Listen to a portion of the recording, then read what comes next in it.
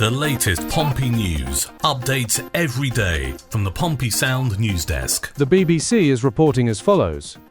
Portsmouth boss John Mousinho has revealed the club are close to announcing another signing to bolster their ranks this January. So far the Blues have welcomed 3 new faces in the transfer window, bringing in midfielder Ebou Adams and wingers Milenik Ali and Keshi Anderson. With less than a week remaining until Monday's deadline, Mousinho is confident that there will be further additions in the coming days. These are his words. Progress is going pretty well, we're close on at least one. Hopefully that will be in the next 24 hours. We're still monitoring the situation injury-wise at the moment on a couple of bits, but we feel the players that have come in so far have made a really solid impact. If we can have anything before the weekend, then great. But I think the most important thing is that we come out of the window and we feel stronger than we were going in. If we can keep adding and bolstering, then it will be good for us. I'm pretty confident we can get the players we need. At the minute we have been patient with a few at the back end of the window that we are waiting on. It's felt like quite a slow window with not much activity, but I suspect there will be in the last week. So just to do the timeline, John Mousinho spoke those words at lunchtime on Thursday, so we can expect, I think it seems, a signing either Thursday late afternoon, evening, possibly then Friday morning, any time up until about lunchtime, if his 24 hours is a precise prediction. So there's something to look forward to there. It's always enjoyable looking forward to a new signing, wondering who it is and where they've been and whether we've seen them before and what sort of a signing it is. I think we are as one that we don't want or need any more youngsters at the moment. We will, but at the moment we're looking for players who, and Mousinho says it over and over, and we all know, it's the fact of the matter, players who have championship experience and ability and are fit from having been playing right up almost to the day that they sign for us. So that's the sort of profile of a player that we can expect to be unveiled any moment now. John Mousinho is juggling his options as to whether or not to recruit enough centre-halves to cover the current short-term shortfall. Whether we now need to sign 2 centre-halves is 50-50 for us at the moment. When the news first broke, I was thinking, okay, we'd probably need an extra one because we literally have 1 centre-half training with us at the minute, Ibain Boat, who himself has had some issues in terms of injuries. It's tough because at some point we're going to have Shocks back, we're going to have Hayden back, we're going to have Josh Knight back, Regan's going to be back as well, so we just have to balance that off. We don't want to be too heavy, but at the same time, we've got games to win in the short term. I think there's a conversation to be had. I'm not sure of the answer to that. It happens, you've got to be reactive as well as proactive. That's why we have lists and lists for every single position, because there are some positions we might think are completely locked off. Then, all of a sudden, a few things pop up. If you had asked me a month before the window opened, I probably would have said the only position we're definitely looking to strengthen is left back. Now I don't think we need one. Things change very, very quickly. This is a massive boost. I thought Shocks could be out for the season, so this is a massive boost. If it wasn't the season, we were looking at 12 weeks, which may have got him to mid-April. But, at that point, by the time you've come back and are ready to play games, that's a really tough ask. Connor is actually okay symptomatically, he's not feeling anywhere near like the scan reported, so having that second opinion was really useful. I'm still going to be skeptical about it though, but we just have to treat the player rather than the scan. That all sounds common sense, doesn't it? It must be so difficult planning your recruitment if you don't know the extent of your injury list, or you know the extent of your injury list, players who are out injured, but you don't know with any certainty when they're going to be coming back.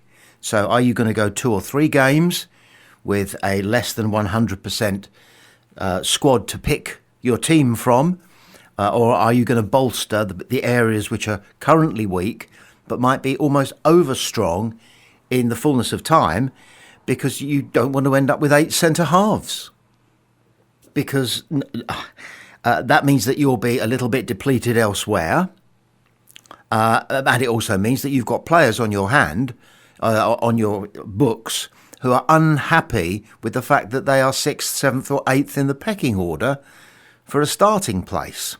And you're rotating the bench to keep people happy. And that's no way to run a fish and chip shop. So obviously there's a lot of crystal ball gazing as well as hurried but microscopically forensic examination of injury prognosis and predictions that are coming from whoever the people are. I guess it's the QA. No, it's probably a private health firm, isn't it? Who own and operate the scan that seems to have a queue of Pompey players lining up to lie underneath it. So again, wise words by Mousinho.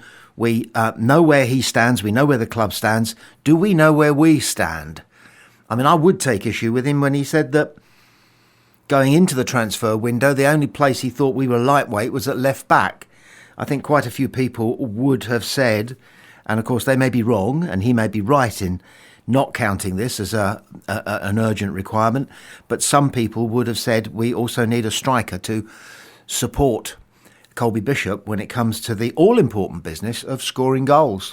John Mousinho on how Pompey play the waiting game on the loan player market. It's not set in stone, but I'd be surprised if we're saying publicly we want to be short-term and the first priority is to stay in the league. We don't fill our loan spots. We're incredibly flexible. We're not Liverpool or Man City who want a specific target for 50 to 60 million. We react to the market. We're really proactive in terms of what we have on our list, but we react to the market. If someone becomes available we think will affect us, we will take them. They do tend to come up late. Players will get frustrated because they're not playing towards the back end of the window. Things will change after the weekend. Players aren't in squads and Premier League players filter down.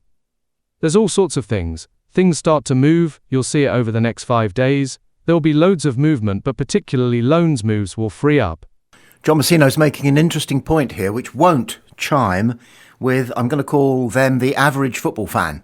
What I mean by that is the football fans who take the very simplistic view that if you spend 50 million on a player, you're going to get a player who is 50 times better than one who cost £1 million. It ain't like that. But the interesting point he makes, of course, is that if you are spending 50 million, then you will be targeting one particular individual. You will not have a book of potential signings, footballers who could come to you, thrown at you. But John Mousinho has got exactly that. His list must be almost endless of quality players of a certain quality. I grant you, not necessarily top draw Premier League, but of a certain quality who are looking to better themselves and better the club that they're going to join by packing a suitcase and living in a hotel on the island for several weeks until they can establish that they have something of a future with Pompey, in which case they'll no doubt look at permanent accommodation. And of course that thing that is a real issue for so many professional footballers, which is, are you going to uproot the family and bring them perhaps 200 miles, or in the case of some players from elsewhere, a plane flight away. I note that I think I'm right in saying that all of our foreign acquisitions have been young men who are not carrying the happy baggage of a young family. But if we're going for experienced players with experience in the Championship, then it's very likely that they're going to be moving to us from, I'm just drawing names out of the hat here, Sunderland, Middlesbrough, the Merseyside, the Manchester areas, those sorts of distances that players are going to have to build into their family lives if they're going to come and play for Pompey. Up north, the Lancashire Evening Post can't let the story that Callum Lang might be going home be allowed to die. John Mousinho has poured cold water on speculation linking Callum Lang with a move to Preston North End, insisting the forward is absolutely happy at Fratton Park. Mousinho, a former Deepdale defender himself, says he's seen nothing to suggest Lang is trying to force a move and hasn't been told the forward's time on the south coast is coming to an end. PNE's interest isn't new, as they were also linked with the Liverpudlian in the summer. However, any potential deal is complicated by Lang's fitness. He's been sidelined with his second hamstring injury of the season, which has limited him to just 8 appearances and 2 goals so far. That hasn't deterred North End though. The Lancashire Evening Post revealed last week that Paul Heckingbottom is keen to test Portsmouth's resolve again, and other reports claim a £1.5 million bid for the former Wigan man has already been rejected. With only days left in the January transfer window, the clock is ticking for PNE to get this deal, or any other business, over the line to get their promotion pushback on track. Heckingbottom is desperate to add more firepower, especially after freeing up a squad space by loaning Will Keane to Reading. But luring Lang back to the northwest looks like a tough ask, especially after hearing Mousinho's latest comments. Speaking to our sister paper the Portsmouth News ahead of a huge clash with West Brom, the Pompey boss addressed the rumours head-on. Lang is just getting back to full training, and could even feature against the Baggies after missing the last 6 games. When asked about his future, Mousinho was clear, telling journalists, "Is there anything in Preston?